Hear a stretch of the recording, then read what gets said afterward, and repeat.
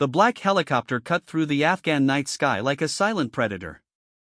Inside, 8 Navy SEALs sat in complete darkness, their faces painted with camouflage, weapons checked and rechecked. The only sound was the rhythmic beating of rotor blades above their heads. Team leader Marcus Hawk Harrison adjusted his night vision goggles and studied the mission briefing one final time. Intelligence reports indicated a high-value target was hiding in a compound just 12 miles from the Pakistan border. The target was believed to be a key financier for terrorist operations throughout the region. 5 minutes out, the pilot's voice crackled through their headsets. Harrison looked at his team. These men had been through hell together. Rodriguez, the team's medic, was checking his medical supplies for the 3rd time. Thompson, their explosives expert, sat motionless like a statue. Williams, their communications specialist, was making final adjustments to his radio equipment. Each man knew his role perfectly. The youngest member of the team was Petty Officer Jake Sullivan. At just 22 years old, he had already completed 2 tours in Afghanistan. His marksmanship skills were legendary among the SEALs. During training, he could hit a target the size of a quarter from 300 yards away. Tonight would be his first mission as the team's designated sniper. Sullivan checked his rifle for the 100th time. The weapon was his lifeline, his tool of precision. He had spent countless hours learning every bolt, every spring, every mechanism. His hands moved over the rifle like a pianist touching piano keys. "Remember, this is a capture mission," Harrison spoke into his microphone. "We go in quiet, we get our target, and we get out. No unnecessary engagement unless absolutely required." The helicopter began its descent toward the landing zone. Through the small window, Sullivan could see the compound in the distance. It sat alone on a rocky hillside, surrounded by nothing but desert and mountains. The building looked ordinary from above, but intelligence suggested it was heavily fortified. As they approached the landing zone, Harrison noticed something unusual. There were no lights visible anywhere in the compound. No movement. No signs of life. It was too quiet for a place that was supposed to house multiple armed guards. "Something's not right," Rodriguez whispered into his headset. Harrison had the same feeling. In his 15 years of special operations, he had learned to trust his instincts. Right now, those instincts were screaming that this mission was not going to go as planned. The helicopter touched down in a small clearing about half a mile from the target compound. The team quickly exited the aircraft and took up defensive positions while the helicopter lifted off and disappeared into the darkness. They were now completely alone in enemy territory. Harrison used hand signals to organize his team. They would approach the compound from 3 different directions. Sullivan would take up a sniper position on a ridge overlooking the target building. The rest of the team would move in closer for the actual assault. The terrain was rough and rocky. Every step had to be carefully planned to avoid making noise. The team moved like ghosts through the darkness, their training taking over completely. Years of practice had taught them to move without sound, to communicate without words, to think as one unit. Sullivan reached his designated position first. The ridge provided an excellent view of the entire compound. Through his rifle scope, he could see the main building, several smaller structures, and what appeared to be a guard tower. But still no movement. No guards. No lights except for a single dim bulb near the main entrance. He established radio contact with Harrison. "Overwatch in position. No visible targets. Compound appears empty."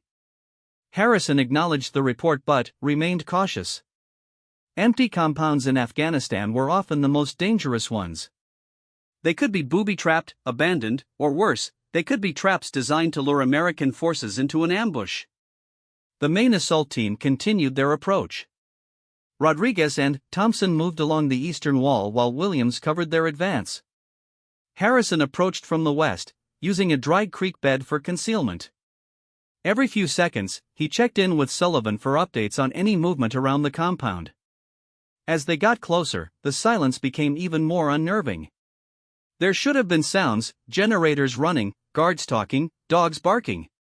Instead, there was nothing but the whisper of wind across the desert rocks. Thompson reached the outer wall first. The barrier was made of mud brick and stood about 8 feet high. There was barbed wire along the top, but it looked old and rusty. He signaled to Rodriguez that he was going to create a small breach in the wall using a shaped charge. The explosion was barely louder than a firecracker, but it created a hole just large enough for a man to crawl through. Thompson went first, followed by Rodriguez. They found themselves in a courtyard filled with abandoned vehicles and empty oil drums. Harrison's voice came through their headsets. Movement in the main building. Second floor window on the south side. Sullivan immediately focused his scope on the indicated window. There, for just a brief moment, he saw a shadow pass by. Someone was definitely inside the building. The mission was back on track. The team regrouped near the main entrance. The door was made of heavy wood and looked like it could withstand significant force.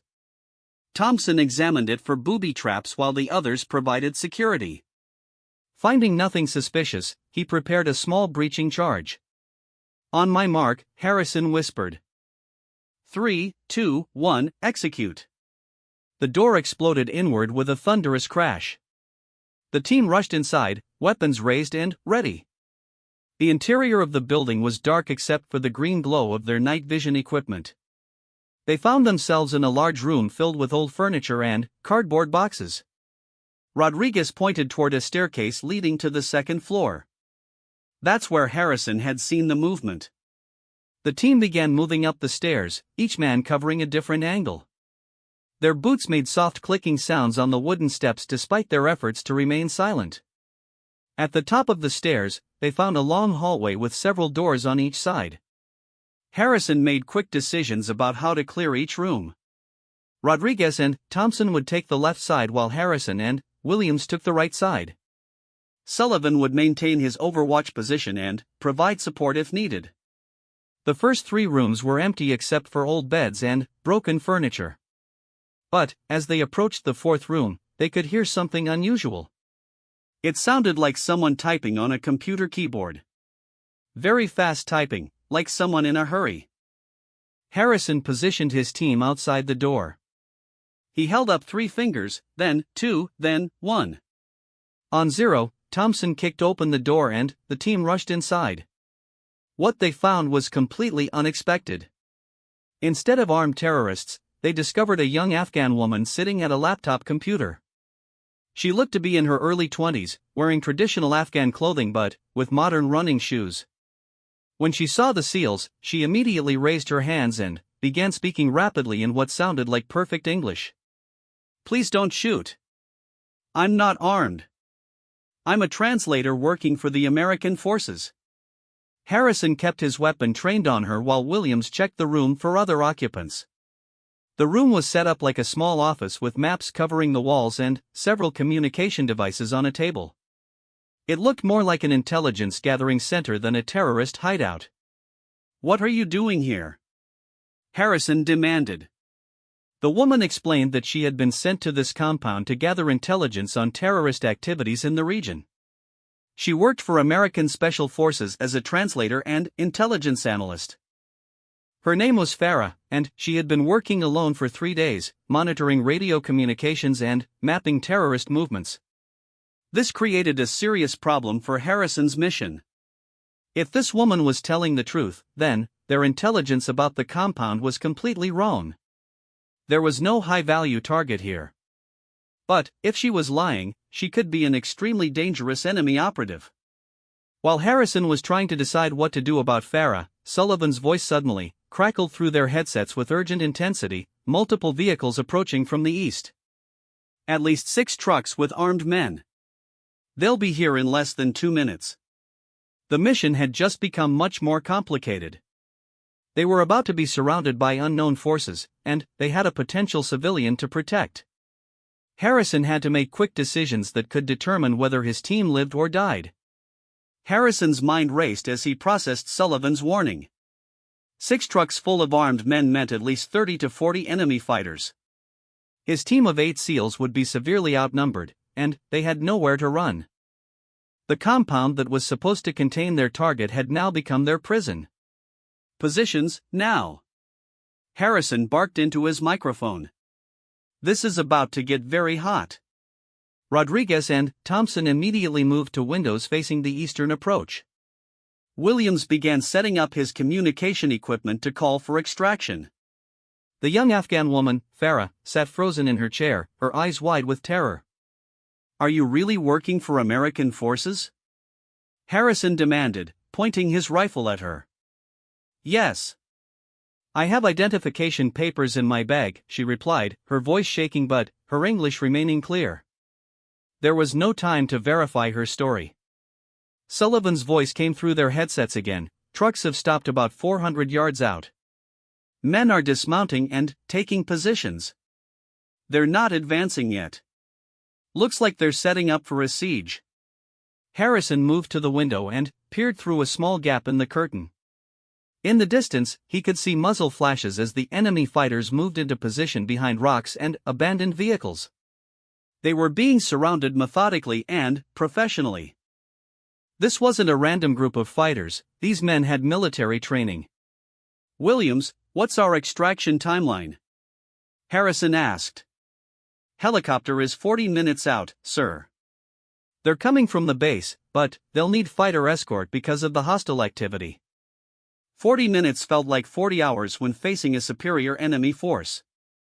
Harrison knew they had to find a way to hold their position until help arrived, or they would all die in this forgotten compound in the Afghan desert. Thompson had found a better vantage point at a window facing north. I count at least 12 shooters on this side alone, he reported. They've got us completely surrounded. The enemy forces seemed content to wait. They had taken positions in a complete circle around the compound and were not making any aggressive moves. Harrison realized they were probably waiting for daylight, when their superior numbers would give them an even greater advantage. Farah suddenly spoke up from her position near the computer. Those men are not Taliban or Al-Qaeda, she said quietly. How do you know? Rodriguez asked while keeping watch at his window. I've been monitoring their radio communications for days. They speak with Russian accents. They're mercenaries, not local fighters. This information changed everything. Russian mercenaries in Afghanistan meant this was likely a trap designed specifically for American Special Operations Forces. Someone had fed false intelligence to lure a SEAL team to this location. Harrison felt a cold anger building in his chest. His team had been betrayed, and now they were fighting for their lives because of someone else's lies. But anger wouldn't keep them alive. Only careful planning and superior tactics could do that. Sullivan, do you have clear shots on any of their positions? Negative. They're well concealed behind hard cover. I'd need them to expose themselves to get a clean shot. Harrison began formulating a plan. They needed to even the odds somehow, and they needed to do it before the enemy decided to attack. The compound's thick walls would provide some protection, but not enough to withstand a sustained assault by 40 professional fighters. Thompson had an idea. There's a propane tank in the courtyard below. If I could rig it with explosives, we could create a distraction and maybe take out several of their positions.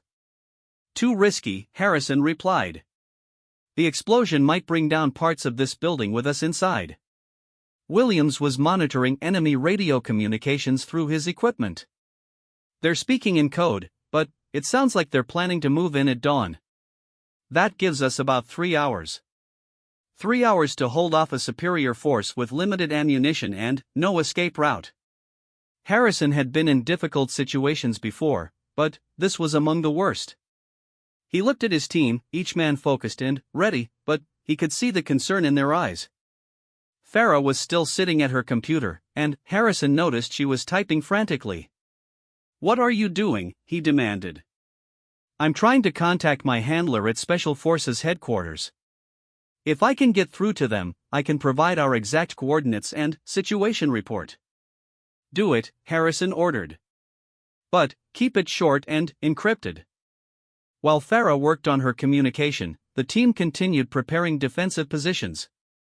Rodriguez had found a medical kit in one of the rooms and was organizing supplies in case anyone was wounded. Thompson was calculating their ammunition supplies and determining the most effective way to conserve rounds during a prolonged firefight. Sullivan maintained his overwatch position on the ridge, continuously scanning for any change in enemy positions. His rifle was equipped with a thermal scope that allowed him to see heat signatures even in complete darkness. Through this scope, he could see that the enemy forces were rotating guards and appeared to be setting up heavy weapons. "They've got at least 2 machine gun positions," Sullivan reported. "One to the northeast and one to the southwest. If they get those guns operational, they'll be able to cut off any movement in the compound." Harrison knew they had to act before the enemy completed their preparations. Waiting for extraction was no longer an option if the enemy was going to have machine guns trained on their position. "Change of plans," he announced to his team. "We're going to break out of here before they get fully set up." Rodriguez looked skeptical. "Sir, with respect, we'd be walking into a meat grinder out there." "Maybe, but staying here guarantees we die. At least if we move, we have a chance." Thompson was studying a map of the local area. "There's a dried riverbed about 600 yards to the west. If we could reach it, we'd have cover and concealment for movement toward the extraction point." Harrison examined the map. The route would require them to cross open ground for at least 200 yards while under enemy fire. It was dangerous, but it might be their only chance. "What about her?"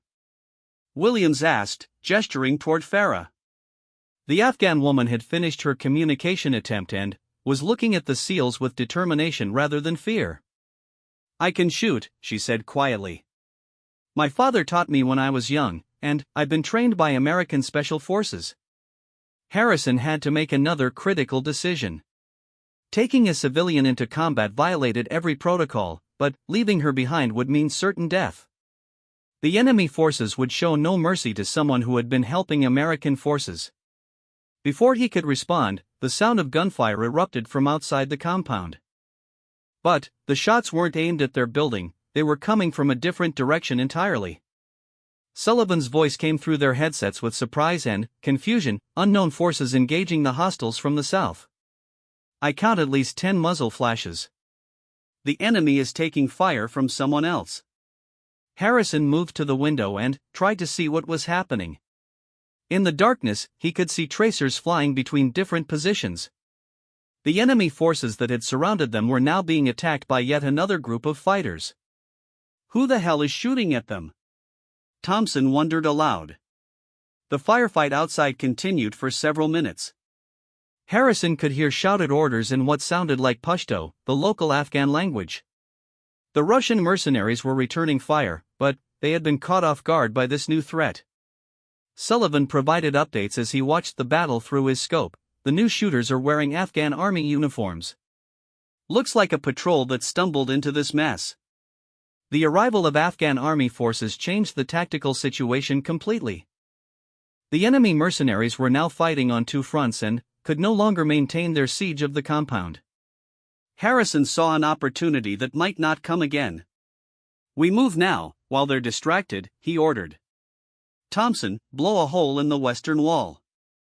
Rodriguez, grab the medical supplies. Williams, stay on the radio with extraction.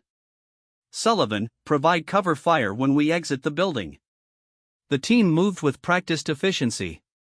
Thompson placed a shaped charge against the wall while the others gathered their equipment. Farah grabbed a small backpack and moved toward the exit without being asked. "Charges set," Thompson reported. "Explosion in 10 seconds. Harrison counted down, and the wall exploded outward in a shower of mud, brick, and dust. Through the smoke and debris, they could see the open ground they would need to cross to reach the dried riverbed. "Go, go, go!" Harrison shouted, and the team rushed through the breach into the chaos of the Afghan night. The moment Harrison's team rushed through the blown wall, chaos erupted around them. Bullets whistled overhead as both the Russian mercenaries and the Afghan army forces fired in multiple directions. The darkness was lit up by muzzle flashes and tracer rounds, creating a deadly light show across the rocky terrain. Rodriguez was the first through the breach, followed closely by Thompson carrying his demolitions pack. Harrison pushed Farah ahead of him while Williams brought up the rear, his radio equipment bouncing on his back as he ran. They had to cover 200 yards of open ground to reach the safety of the dried riverbed. "Sullivan, we need covering fire now," Harrison shouted into his microphone. From his position on the ridge, Sullivan began engaging targets of opportunity. His rifle cracked repeatedly as he sent precisely aimed shots toward the enemy positions. Each shot was calculated to force the mercenaries to keep their heads down rather than track the escaping SEALs. The team sprinted across the rocky ground, using whatever cover they could find. Old vehicle parts, scattered boulders, and shallow depressions in the earth provided brief moments of concealment. The sound of bullets hitting rocks around them created a constant snapping and whining noise. Thompson stumbled and fell hard against a large stone. Rodriguez immediately changed direction to help him up, exposing himself to enemy fire. A bullet tore through Rodriguez's sleeve but missed his arm by inches. The medic pulled Thompson to his feet, and they continued running toward the riverbed. Williams was having trouble keeping up due to the weight of his communication equipment. The radio pack was essential for coordinating their extraction, but it was slowing him down dangerously. Harrison noticed Williams falling behind and dropped back to help him. "Leave the secondary radio," Harrison ordered. "Keep only the extraction frequency equipment." Williams quickly shed the extra weight and was able to increase his pace. But the delay had given the enemy fighters time to adjust their aim.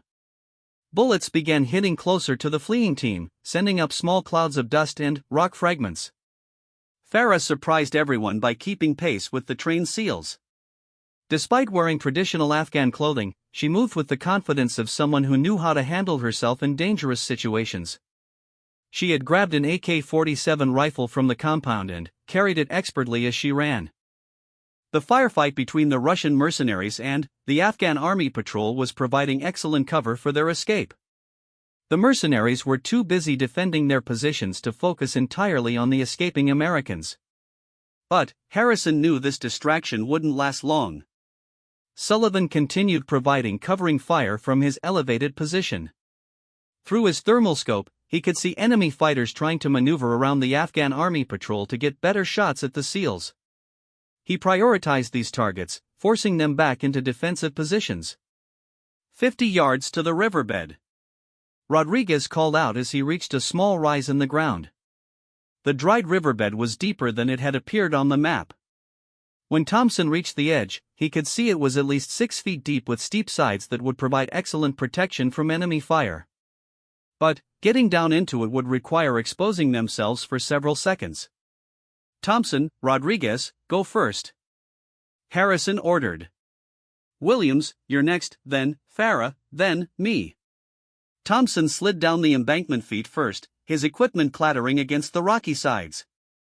Rodriguez followed immediately after, landing hard at the bottom but rolling to absorb the impact. Williams threw his remaining radio equipment down first, then followed it into the depression. As Farah prepared to slide down, a burst of automatic fire erupted from their right flank. The Afghan army patrol was being overrun, and the mercenaries were beginning to focus on the escaping Americans again. Harrison pushed Farah toward the edge just as bullets began hitting the ground around them. Farah landed safely at the bottom of the riverbed, but Harrison felt a burning sensation across his left shoulder as he slid down after her. A bullet had grazed him, tearing through his uniform and leaving a bloody furrow in his skin. The wound was painful but not serious.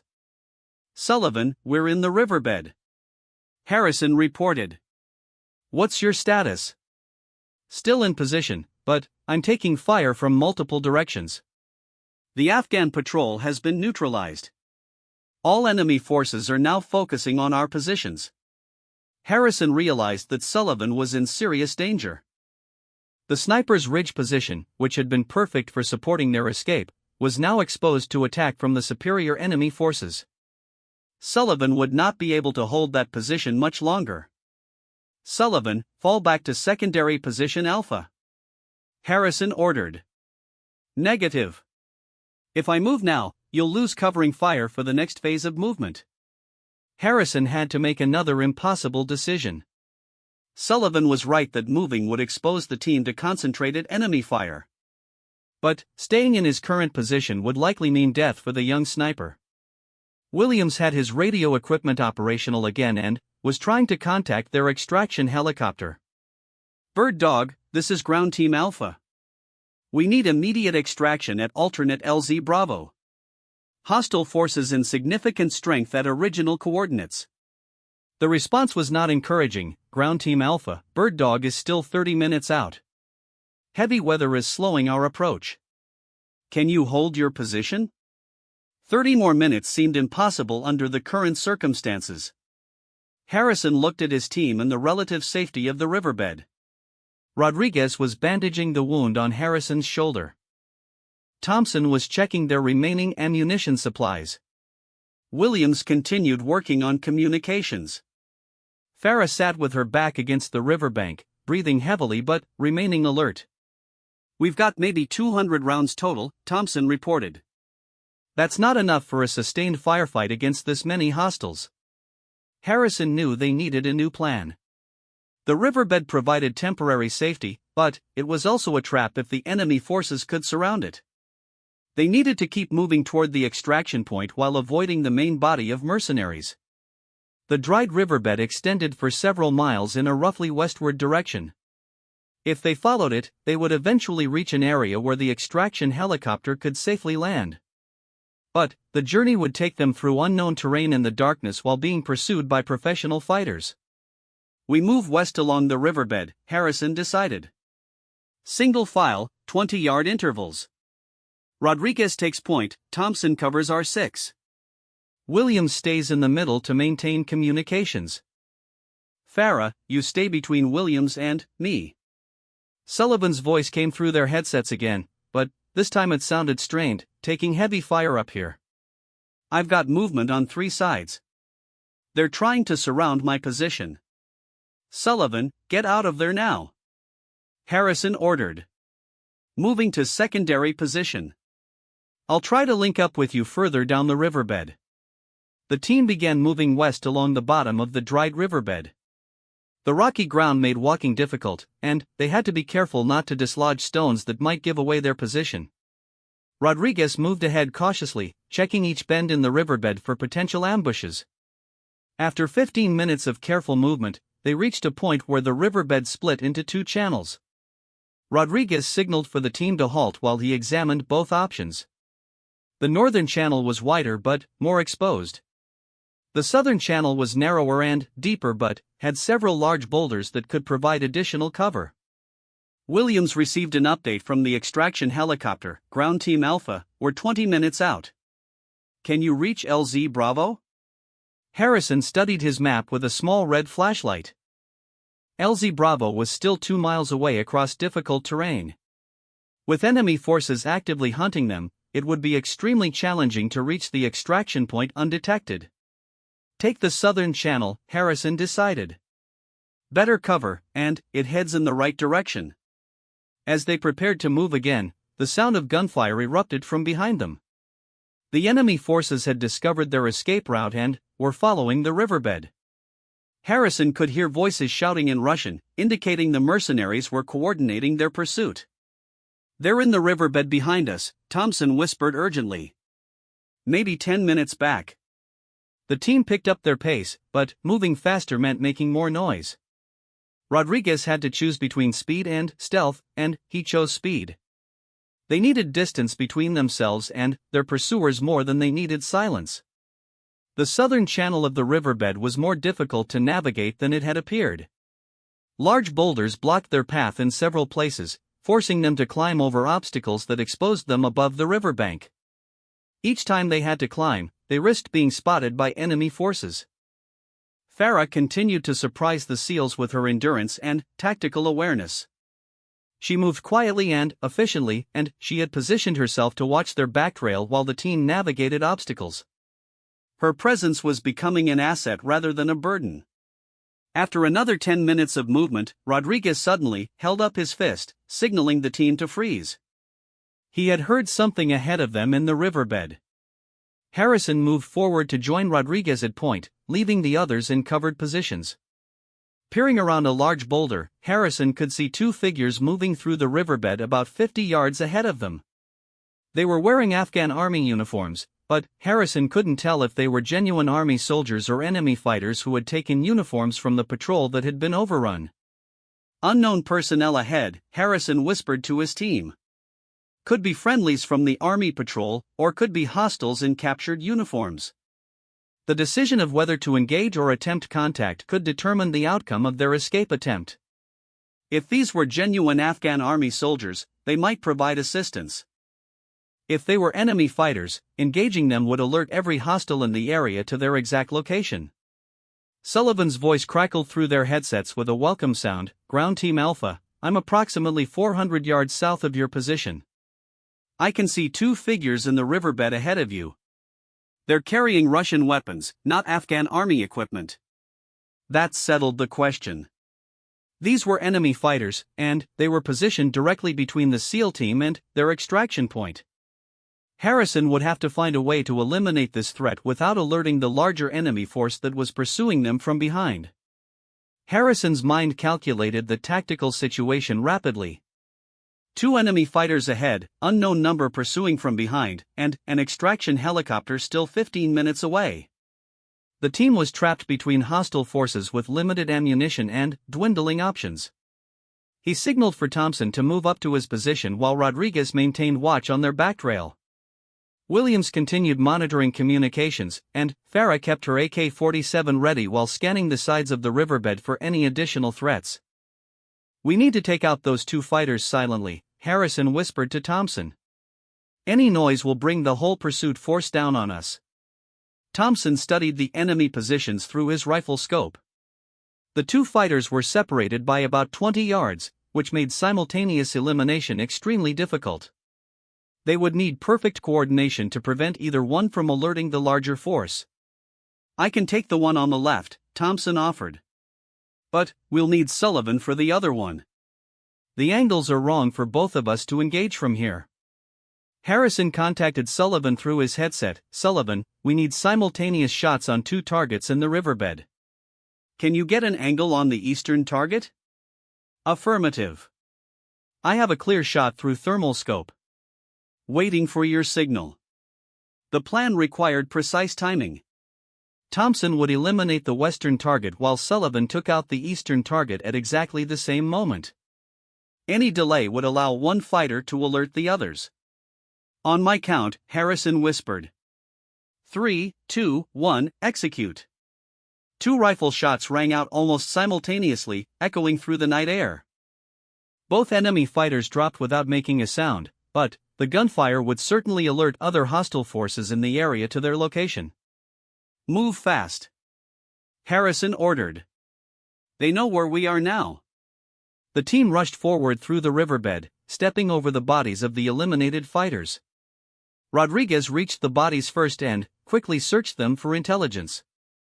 He found a radio and several magazines of ammunition, which he distributed among the team. Williams received an urgent communication from the extraction helicopter. Ground Team Alpha, we heard gunfire at your location. Are you compromised? Affirmative, Bird Dog. We're blown and moving fast to LZ Bravo. Can you provide any fire support? Negative on fire support. Too many unknowns in your area. We'll be at LZ Bravo in 12 minutes. 12 minutes to cover the remaining distance while being actively hunted by professional mercenaries. Harrison knew they would have to abandon stealth completely and rely on speed and superior tactics to reach the extraction point. The riverbed continued westward for another half-mile before opening into a wider valley where LZ Bravo was located. But the last quarter-mile would require them to leave the concealment of the riverbed and cross open ground to reach the landing zone. Sullivan had successfully withdrawn from his ridge position and was moving to link up with the main team. His voice came through their headsets. I'm moving parallel to your position about 200 yards south. I can see multiple hostiles following your trail in the riverbed. How many? Harrison asked while pushing his team to move faster. At least 8 fighters, maybe more. They're moving in good order, checking every position. These guys know what they're doing. Harrison realized they would not reach the extraction point before being overtaken by the pursuit force. They would have to make another stand, but this time they would choose the ground and timing. Rodriguez, find us a defensive position with good fields of fire, Harrison ordered. Rodriguez moved ahead and located a section of the riverbed where large boulders created natural fighting positions. The rocks would provide cover from enemy fire while allowing the SEALs to engage targets effectively. Most importantly, there was only one way for the enemy to approach their position. Perfect spot, Rodriguez reported. We can funnel them into a kill zone. The team quickly established defensive positions among the boulders. Thompson found a position that allowed him to cover the main approach while Rodriguez and Williams covered the flanks. Harrison positioned himself where he could coordinate the defense and engage targets of opportunity. Farah surprised everyone by taking up a fighting position without being told. She had found a gap between two rocks that provided excellent concealment while allowing her to cover the team's left flank. Her movements were professional and confident. "Who trained you?" Harrison asked quietly. "American Special Forces," she replied. 6 months of combat training before they sent me on intelligence missions. I am not just a translator. This revelation explained her calm demeanor under fire and her tactical awareness. She was not a civilian caught in the wrong place, she was a trained operative who had been working undercover in the compound. Sullivan's voice provided an update on the approaching threat. 8 fighters confirmed. They're moving cautiously but steadily. They'll reach your position in about 5 minutes. Williams received another communication from the extraction helicopter, Ground Team Alpha, we're 8 minutes out. Can you hold your position? We're about to find out, Harrison replied grimly. The team checked their weapons and ammunition one final time. Thompson had 43 rounds remaining for his rifle plus 2 grenades. Rodriguez had 38 rounds and a full medical kit. Williams had 41 rounds and his communication equipment. Harrison had 39 rounds and his sidearm. Farah had a full magazine for her AK-47 plus 1 spare. Against 8 professional fighters, their ammunition would have to be used with extreme precision. Every shot would need to count, and they could not afford to waste rounds on suppressive fire or poorly aimed shots. The first enemy fighters appeared around a bend in the riverbed about 100 yards away. They were moving in a tactical formation with 2 men providing cover while 2 others advanced. Their equipment was professional grade, and their movements indicated extensive military training. Wait for my signal, Harrison whispered. Let them get closer. The tension was almost unbearable as the team watched the enemy fighters advance methodically through the riverbed. Each step brought them closer to the defensive position, but Harrison needed them within optimal range for maximum effect. When the lead fighters were 50 yards away, Harrison gave the signal to engage. The SEALs opened fire with disciplined, aimed shots.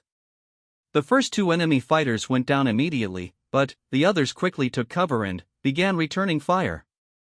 The firefight was intense but brief. The enemy fighters were skilled, but they were advancing through a natural kill zone against opponents who had chosen the terrain. Thompson's grenades eliminated 2 more fighters who had taken cover behind inadequate positions. Sullivan provided supporting fire from his overwatch position, engaging targets that tried to flank the main defensive position. His precision shooting prevented the enemy from gaining any tactical advantage. Within 3 minutes, the pursuit force had been neutralized. But the gunfire would certainly attract any other hostile forces in the area. The team had to move immediately toward the extraction point. Ammo check, Harrison ordered as they prepared to leave their defensive positions. The count was sobering. Thompson had 18 rounds remaining. Rodriguez had 21 rounds. Williams had 26 rounds.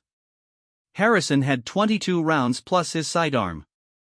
Farah had fired most of her ammunition and had only 12 rounds left. If they encountered another significant enemy force, they would not have enough ammunition for an extended firefight. They would have to reach the extraction point without further contact, or they would be overrun. Williams received the final communication from their extraction helicopter, Ground Team Alpha, we're 3 minutes out.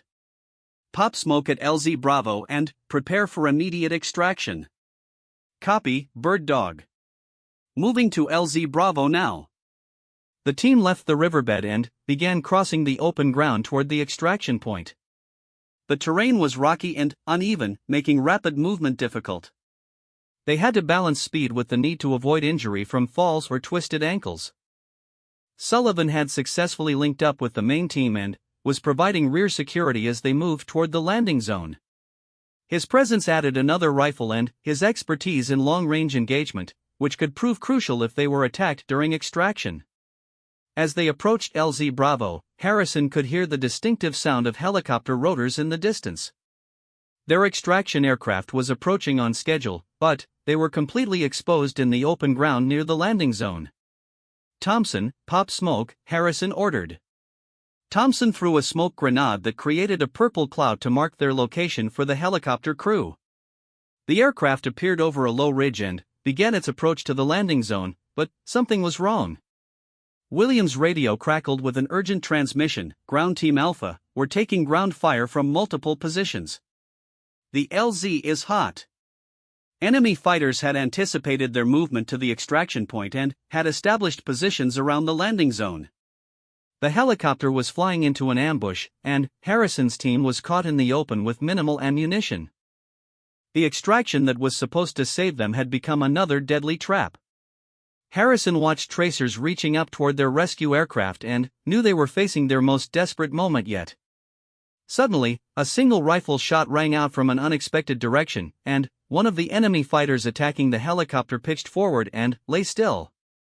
Then, another shot, and another fighter fell. Who fired that round? Harrison demanded into his radio, scanning the area for the source of the shots. Sullivan's voice came back immediately. "That wasn't me, sir. Someone else is out there." As Harrison searched the darkness for their unknown benefactor, he was stunned by what he saw through his rifle scope. On a ridge overlooking the landing zone, he could make out the silhouette of a figure with a rifle. Even at that distance and in the poor light, something about the shooter's posture and equipment looked familiar. But it was impossible. The person Harrison thought he recognized was supposed to be 6,000 miles away, safe at their home base in Virginia.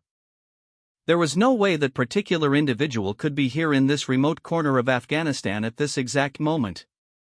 Yet the precise, methodical shooting continued, eliminating enemy threats around the landing zone with the kind of accuracy that only came from years of training and natural talent. Harrison knew only one person who could shoot like that. Harrison's hands trembled slightly as he adjusted his rifle scope to get a better look at the mysterious shooter. The figure on the ridge continued systematically eliminating enemy positions around the landing zone with shots that defied belief. Each bullet found its target with mechanical precision, even in the darkness and at extreme range. "Williams, contact that shooter," Harrison ordered. "Find out who's providing support." Williams cycled through various radio frequencies, trying to establish contact with the unknown marksman. Meanwhile, the helicopter pilot was reporting multiple enemy positions neutralized and requesting immediate clearance to land.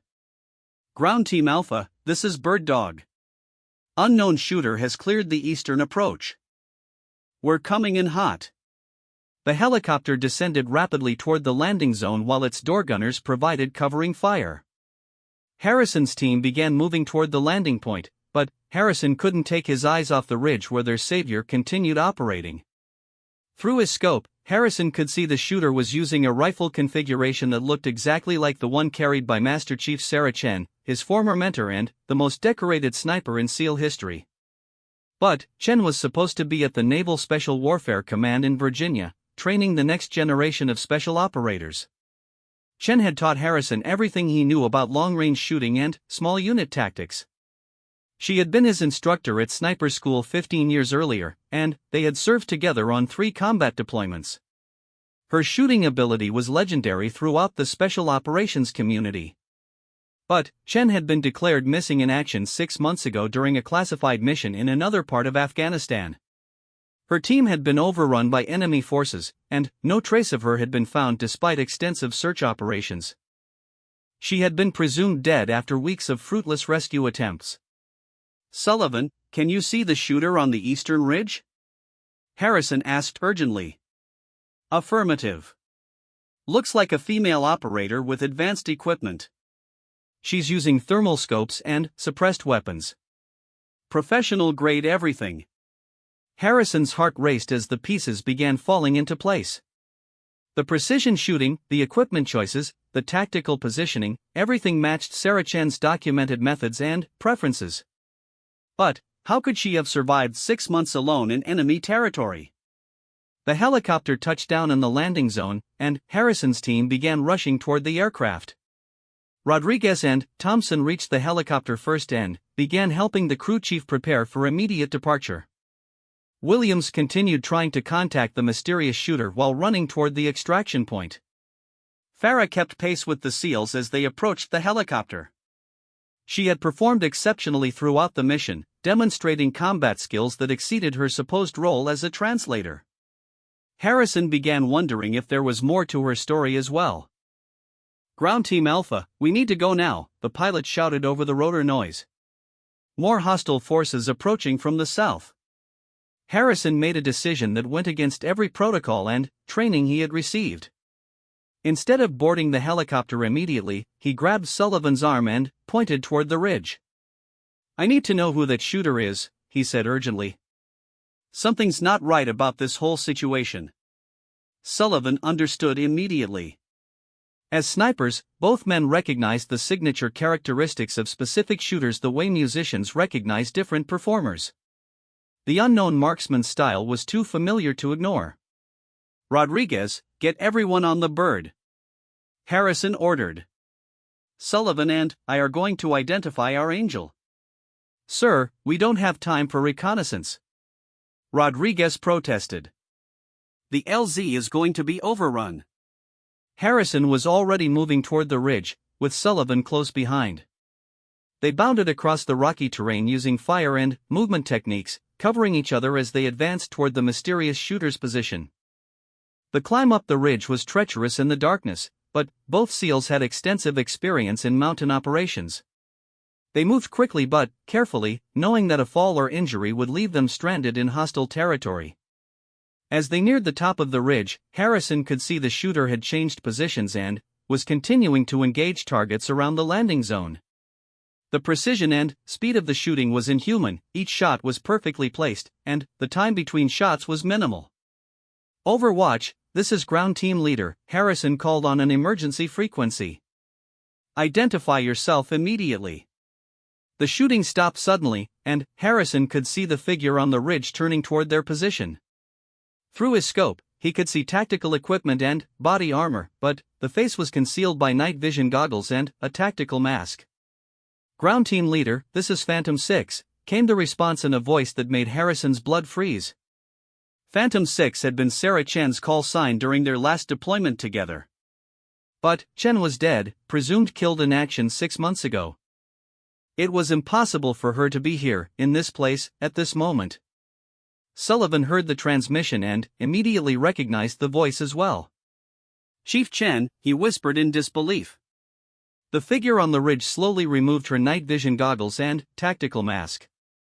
Even in the dim starlight, Harrison could see the familiar features of Master Chief Sarah Chen. She looked thinner than he remembered, and there were scars on her face that hadn't been there before, but it was definitely her. Hello, Marcus, Chen said quietly.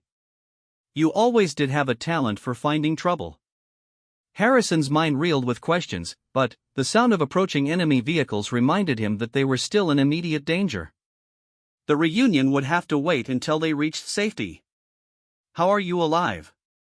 Harrison asked as they began moving back toward the landing zone. Long story, Chen replied, shouldering her rifle and following them down the ridge. Right now we need to get out of here before those Russian mercenaries regroup.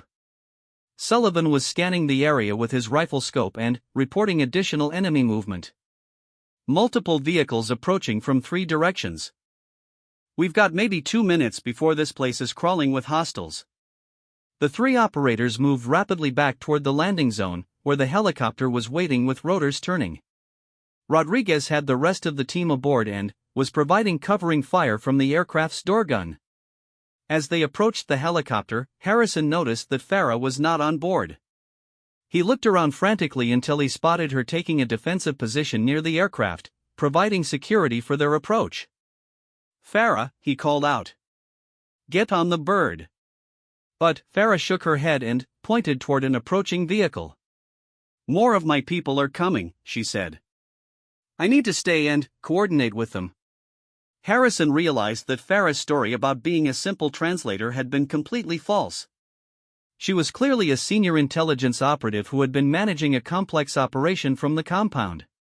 Her presence there had not been coincidental. Chen had noticed Farah as well and was studying her with professional interest. "Who's the operator?" she asked Harrison. "Long story," Harrison replied, echoing Chen's earlier words.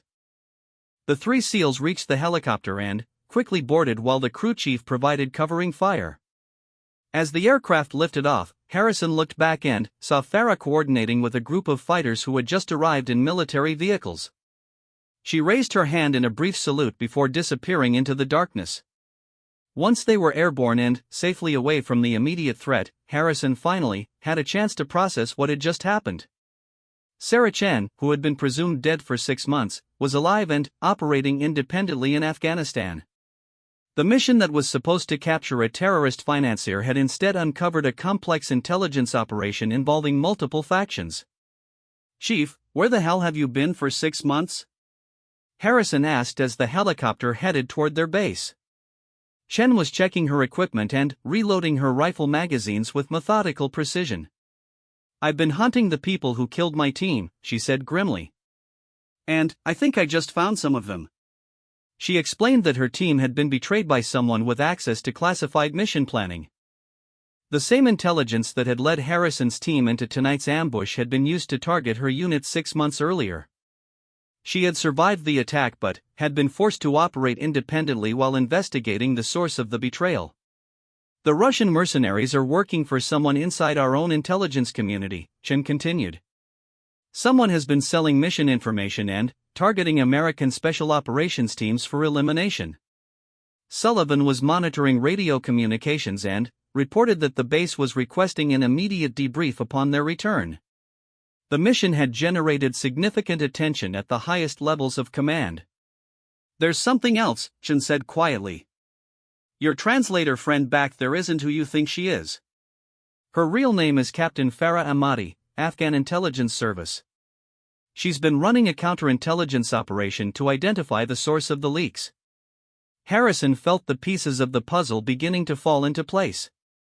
The empty compound, the convenient arrival of Russian mercenaries, the Afghan army patrol, and Farah's presence had all been part of an elaborate operation to expose the traitor within American intelligence. "So we were bait," Harrison concluded. "You were bait," Chen confirmed. "But you were also the cavalry." Farah needed American Special Operations Forces to witness the Russian mercenary operation firsthand. Now there's irrefutable evidence of the collaboration.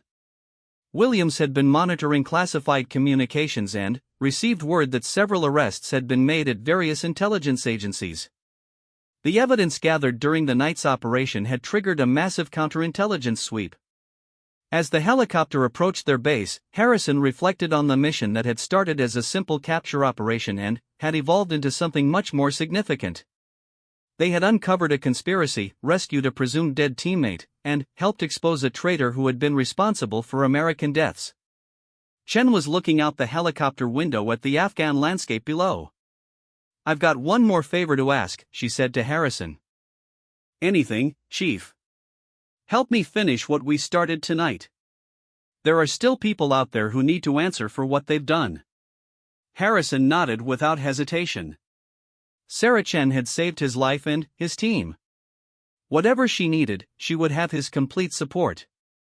The helicopter descended toward the base as the sun began rising over the Afghan mountains. The mission was over, but Harrison knew that the larger operation was just beginning. Together with Chen and their allies in Afghan intelligence, they would hunt down everyone responsible for betraying American forces. As they prepared for landing, Harrison looked at his team: Rodriguez, Thompson, Williams, and Sullivan, all of whom had performed magnificently under impossible circumstances. They had started the night as hunters and had ended it as the hunted, but they had survived and accomplished something much more important than their original mission. The helicopter touched down on the landing pad, and Harrison's team prepared for what would undoubtedly be the most comprehensive debriefing of their careers. But, first, he wanted to hear the complete story of how Sarah Chen had survived 6 months in enemy territory and had appeared at exactly the right moment to save them all. That conversation would have to wait for a secure location, but Harrison knew it would be worth waiting for. Sarah Chen had always been full of surprises, and tonight had been no exception.